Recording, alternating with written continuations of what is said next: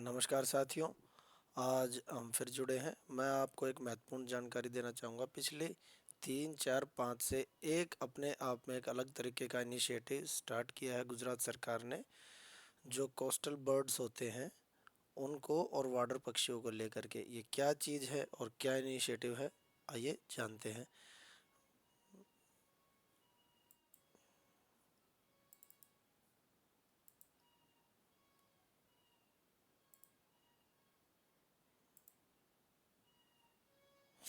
दोस्तों, मैं आपको बताना चाहूँगा कि ये अपने आप में एक पहली तटीय वाटर पक्षी जनगणना की गई है। इसके अंदर क्या है, हम जो भी वाटर पक्षी हैं या जो कोस्टल लाइन के आसपास जो पक्षी हैं उनकी पॉपुलेशन काउंट कर रहे हैं। और ऐसा हम क्यों कर रहे हैं, इसके बारे में हम लोग जानने की कोशिश करते हैं। सबसे पहले जानने की कोशिश करते हैं कि भाई कौन ये किन्होंने ये वो किया है। ये जो पहली तटीय वाटर पक्षी जनगणना है, ये गुजरात सरकार का एक ऐतिहासिक कदम है। और भारत की जो पक्षी संरक्षण और जैव विविधता के लिए, जो डिफरेंट बायोडाइवर्सिटी है उसके लिए अपने आप में पहली किस्म की एक पहला इनिशिएटिव है, जो गुजरात सरकार और बर्ड कंजर्वेशन सोसाइटी है उन जिसके फुल फॉर्म है BCSG, इन्होंने मिल करके सबसे पहले इनकी पॉपुलेशन काउंट के लिए ये प्लान किया है। तो इसका जो स्थान है, कहाँ पर है, ये मरीन नेशनल पार्क है, जो एक ये अभ्यारण्य है जामनगर के अंदर, वहाँ पर ये हो रहा है। और इसका पर्पज़ क्या है कि जो भी बर्ड्स हैं उनकी काउंटिंग करना और उनको किस तरीके से संरक्षित किया जाए। और आज के वक्त के अंदर ये बहुत ज़्यादा महत्वपूर्ण इसलिए भी हो जाता है कि ये इसलिए भी महत्वपूर्ण हो जाता है क्योंकि जैसे जैसे पोल्यूशन और जैसे जैसे हम अपने जो नेचर को ख़राब कर रहे हैं, तो ये बायोडाइवर्सिटी अपने आप में ख़राब हो गई है। ये कार्यक्रम 3 जनवरी से लेकर के 5 जनवरी 2025 तक गुजरात के जामनगर ज़िले के अंदर मरीन नेशनल पार्क के अभ्यारण्य में आयोजित हो रहा है। ये क्या काम करेगी, अगर हम इसको देखते हैं तो ये जैसे इसका ये क्यों महत्वपूर्ण है, ये जनगणना न केवल भाई जो पक्षी प्रेमी हैं और जो पर्यावरणविद हैं और वैज्ञानिक और शोधकर्ताएं हैं और जो एक न्यूट्रल जो लोग हैं, जो समाज से जो हर तरीके का काम नहीं कर सकते हैं, मतलब ड्यू टू सर्टेन उनके बिलीफ सिस्टम है, उनके लिए एक न्यूट्रल चीज़ है जहाँ पर ये लोग पार्टिसिपेट कर सकते हैं और इस तरीके का अपने क्षेत्र के अंदर इनिशिएटिव कर सकते हैं। मैं इस वीडियो में आपको बताऊंगा कि भाई इसका प्रभाव क्या है, इसका उद्देश्य क्या है और इसकी बारे में हम जो एक चर्चा है वो करेंगे। और मैंने आज इस विषय को क्यों लिया है वही मैं आपको बताऊंगा। ये सबसे पहले तो क्या है कि जो भी बर्ड्स हैं उनका डिफरेंट जो डेटा है उसको हम लोग कलेक्ट करेंगे और जो बायोडाइवर्सिटी है उसकी प्रिवेंशन के लिए, उसके प्रोटेक्शन के लिए कैसे हमारे को काम करना है वो है। प्रवासी पक्षियों, जैसे जो माइग्रेटरी बर्ड्स हैं जो नॉर्थ पोल से आते हैं और जो मतलब यहाँ पर रुकते हैं, उनके लिए एक बेहतर आवास बनाना ताकि ज़्यादा से ज़्यादा माइग्रेटरी बर्ड यहाँ पर आए और बायोडाइवर्सिटी फैले, लोगों के अंदर इसकी जागरूकता फैलाना ताकि अपने नेचर का ध्यान रख सकें। और भारत का वर्ल्ड के लिए क्या एक योगदान है, उसके लिए एक इनिशिएटिव है। आपको एक मैं बात बताना चाहूँगा, जो ये प्रोग्राम है 3 से लेकर के 5 तारीख के बीच में जो हो रहा है, ये सबसे पहला ये गुजरात के जामनगर ज़िले में जो मरीन नेशनल पार्क है और जो वन्य अभयारण्य है उसका समुद्री तटीय राष्ट्रीय उद्यान है ये। तो वहाँ पर 3 दिन तक चलेगा और यहाँ पर मेन चीज़ क्या है, हर एक की काउंटिंग की जाएगी। इसके अंदर जनरली 3 फेजेस हैं वो शामिल हैं। 3 फेजेस में क्या शामिल है मैं आपको बताता हूँ, पर उससे पहले एक चीज़ समझ लीजिए। ये कुछ वहाँ की जो विशेषताएं हैं वो आपको बता देता हूँ। जैसे कि अगर हम ये देखते हैं, हम जो गुजरात का जो सबसे पहले तो जो पहला दिन है वो जो विशेषज्ञ हैं वो वन्य जीव के संरक्षण पर जो है वो भाषण देंगे। उसके बाद पक्षियों की गिनती की जाएगी, उनकी प्रजातियों की पहचान की जाएगी। और तीसरे दिन क्या होगा, जो भी इंफॉर्मेशन उन्होंने कलेक्ट की है उसको शेयर किया जाएगा और आखिर में आखिरी दिन एक समापन समारोह होगा। और इसके अंदर पूरे देश से जितने भी पक्षी प्रेमी हैं, शोधकर्ताएं हैं, विशेषज्ञ हैं, वो सारे के सारे शामिल हो रहे हैं। इसके अंदर ना केवल भाई अब ये पक्षियों की गिनती करना इनका महत्वपूर्ण उद्देश्य है, इसका पर्यावरण का जो महत्व है ये भी समझाना इनका एक मेन उद्देश्य है। अब मैं आपको बता देता हूँ कि भाई इसी जगह को क्यों सेलेक्ट किया गया। ये इस जगह को इसलिए सेलेक्ट किया गया क्यों भारत का पहला समुद्री राष्ट्रीय उद्यान है ये सबसे, और 170 किलोमीटर लंबी इसकी कोस्ट लाइन है। इसके अंदर 42 आइलैंड है, 42 द्वीप हैं, और जैसे बहुत सारे दुर्लभ पक्षी है जैसे क्रैब, प्लेवर और ग्रेट नॉट, ये पूरे भारत में कहीं नहीं मिलते हैं, यहीं मिलते हैं। तो इस जगह इनको सेलेक्ट किया गया। और ये सेंट्रल एशियन जो फ्लाईवे है, फ्लाईवे से ये मेरा मतलब है जो माइग्रेटरी बर्ड्स हैं और जहाँ से उड़ करके वो आते हैं।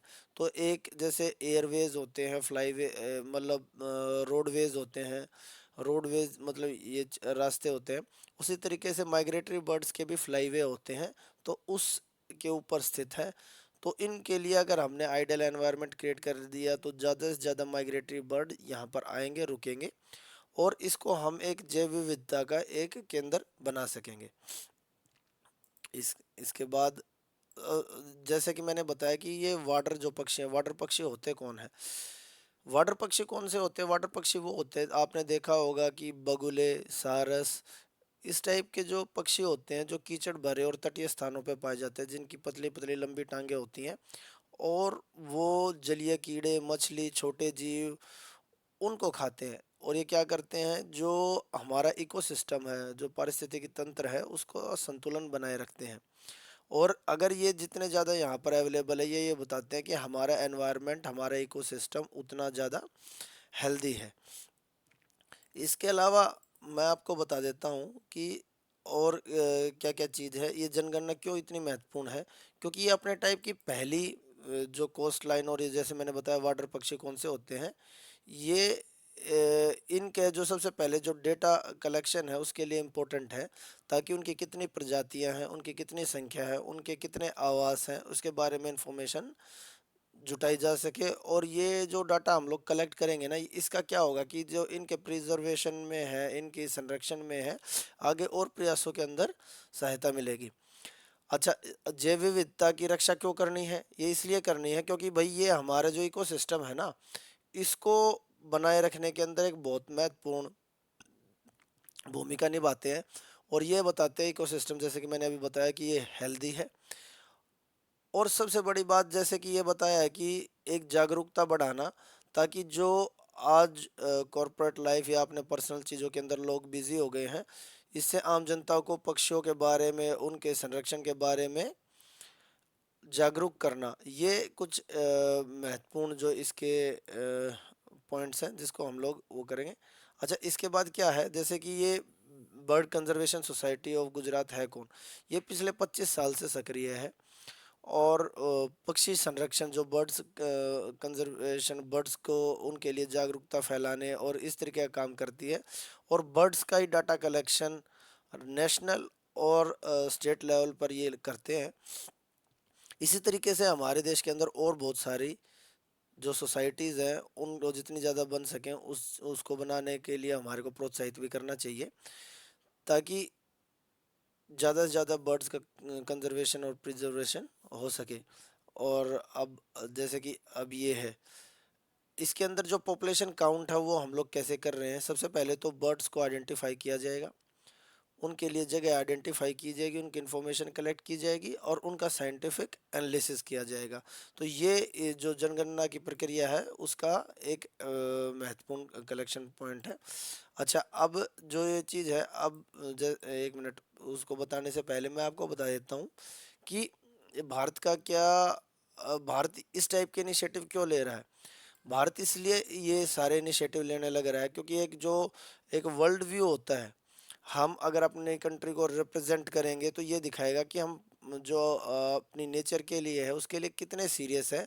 ये हमारे योगदानों को वहाँ पर दर्शाती है। कहीं ना कहीं हम ये बताएंगे कि भाई हम सिंपली अपनी कंट्री के लिए सिर्फ डेवलपमेंट के लिए नहीं भाग रहे हैं, एक सस्टेनेबल डेवलपमेंट के लिए आगे बढ़ रहे हैं। तो ये एक चीज़ है। और इसका क्या प्रभाव पड़ेगा, इसका प्रभाव, इस पॉपुलेशन काउंट का जो प्रभाव पड़ेगा वो क्या होगा, साइंटिफिक जो रिसर्च है उसके अंदर हमारी हेल्प मिलेगी। और जो बहुत सारे संरक्षण है उनको कि भाई बर्ड्स के लिए जो बढ़िया इकोसिस्टम है उसको एक मजबूती मिलेगी।